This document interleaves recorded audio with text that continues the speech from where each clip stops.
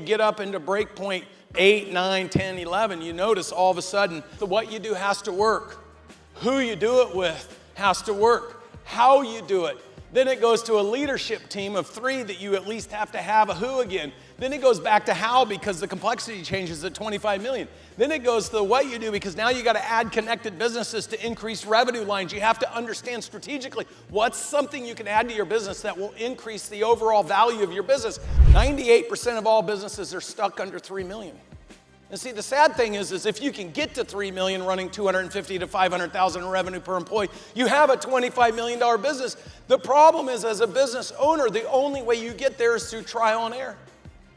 And having the resilience when you run into air to punch through and go to the next level versus conceding and giving up or maintaining. And when you move from 3 to 8 million, all of a sudden it's about the energy you get with people doing it with you. But it's still going to be chaotic. You have to accept that. But see, this is where the people equation comes in. You're not going to do it by yourself.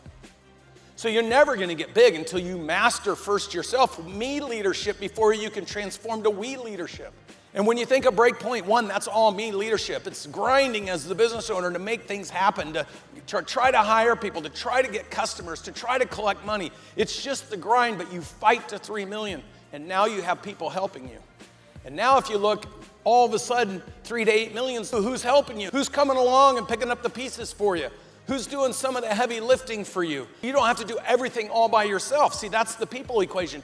But end the 3 to 8 million move if you don't start putting process in place and understanding cause and effect and documenting why we do what we do, how we do it, who we do it with, how to set the expectation. If you don't learn the elements of organizing your business when you go from 8 to 15 million, you'll break and collapse on yourself.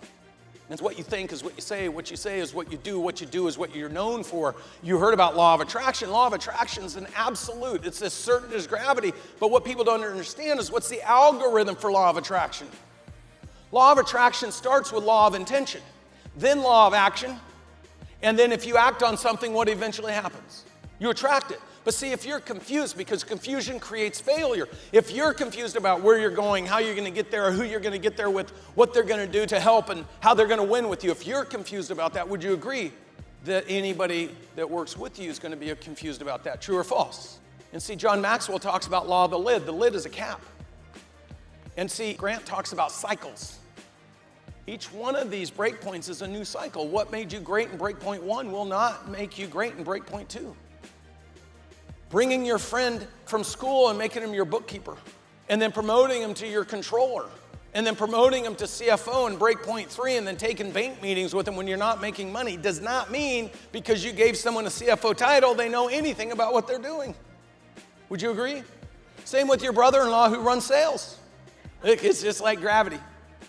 And when people do it over and over and over, they get the same result over and over and over. Well, the great thing is that we've identified every single element. To start your business, we've created a system all the way to 125 million that we've been working with businesses since Natalie and I partnered with Grant and Elena Cardone. And how did we do that? Well, 5 years ago, we went to GrowthCon.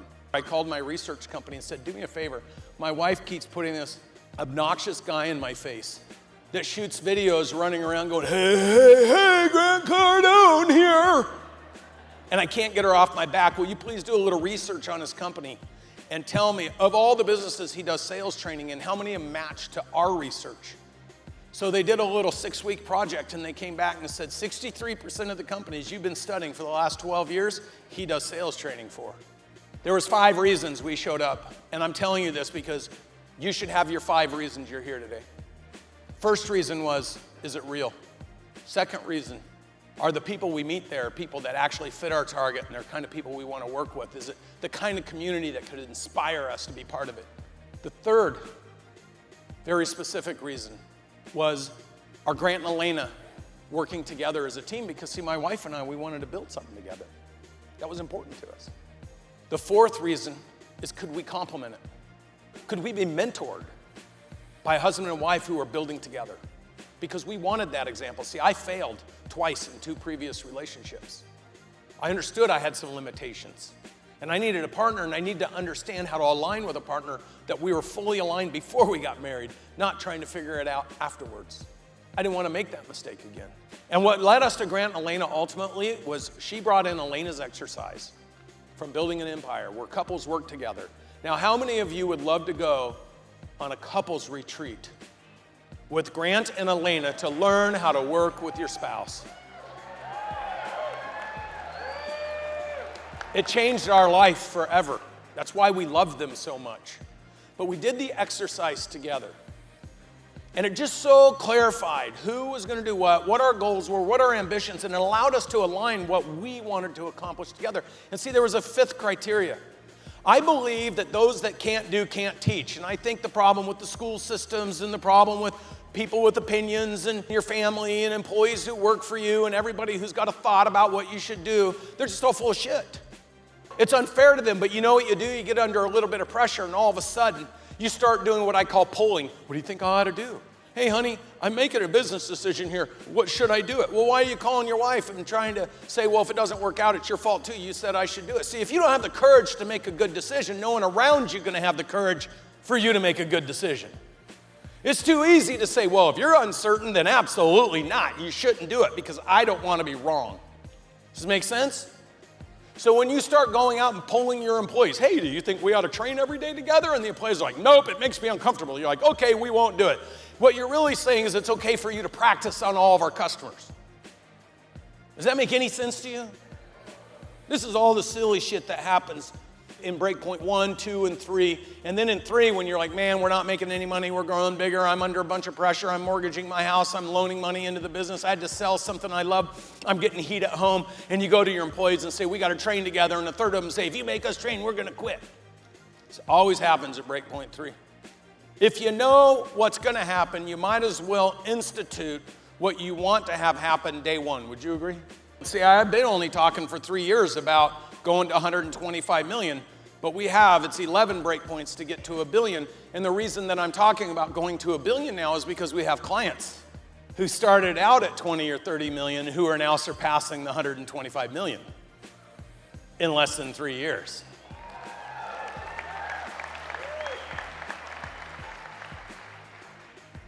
You notice when you get up into breakpoint 8, 9, 10, 11, you notice all of a sudden that what you do has to work. Who you do it with has to work. How you do it.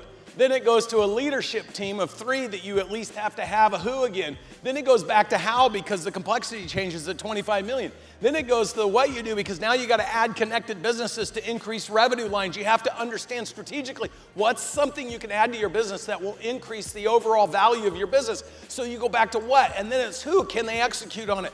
But you notice when we pop up into these 3 breakpoints, it goes how, and then all of a sudden it goes who.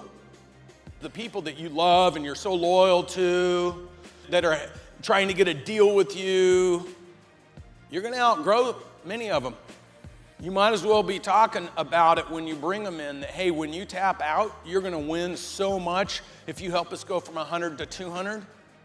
I'm going to show you how you can win so they don't tap out before they tap out and try to train wreck your business because they're not getting what they want out of it. Like there's just certain things that when you get up in these size businesses, it's just like gravity. It's just going to happen.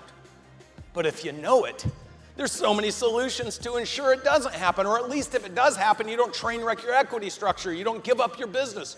You don't crash and burn. It's just, as my friend Gary Brecka says, when it comes to your body and optimizing you, it's just science. Science for business. Here's an interesting component. Gallup poll every year for 20 years has done a survey of 100 million US workers. 2/3 admit that they're disengaged. 18% they're actively disengaged. They're literally intentionally sabotaging your organization. They hate you. And they're the ones you always talk about. You forget the third that love you because you're so annoyed with the ones that hate you. Because what you think is what you say is what you do is what you're known for. So if I'm a superstar and I'm in your organization and all you're doing is complaining and bitching about the people you don't like, at some point I run into my lid, my earnings lid, my belief lid, my operational effectiveness lid, my leadership lid. And what choice do I have if I've gotten to be as good as you, if I'm outperforming you as the owner, if I'm earning more than you as the owner? What choice do I have other than to leave? You see, this whole game is a people game. Guilt by association. My dad used to tell me that when I was a kid. It's still true. You will be like those you spend your time around. So the fifth and most important element to me was, by the time we started this business, I was 50 years old. I had 3 years to create a $350 million net worth. At 47, when I sold my business, I was all of a sudden worth almost $100 million. I could not fathom how I could go from $100 million to being worth $350 million in 3 or 4 years. So the thing that I wanted was a mentor, someone who's done it, someone who's doing something relevant, somebody who's doing it with a spouse that they love working with, doing it with a community that's unbelievable, offering something that you can't get anywhere else because they're so committed to create value for human beings, as little as $100 to train on how to communicate, and meeting kids that are making $500,000 a year on something that Grant was so committed to developing that when you watch his old videos, you can't help but laugh. He's so old now. But it works. For as little as $100 a month, we have human beings that have taken total control of their life. Or you can spend $1 million a year with me. See, depending on where you're at, what you want to accomplish, how many people are involved, how big you want to get, it's all there. That's what scale is, providing everything from the beginning to the target. But if you can't figure out how to actively engage a team that wants to be inspired and wants to go out and attack the market and wants to win with you, you're just not going to do it. If you can't do it, you won't be the examples to others to do it. The beautiful thing is so many of you have figured it out, but you stopped. You didn't multiply. You heard that output amplifies input. It's all waiting for you to just choose to go take full advantage of it.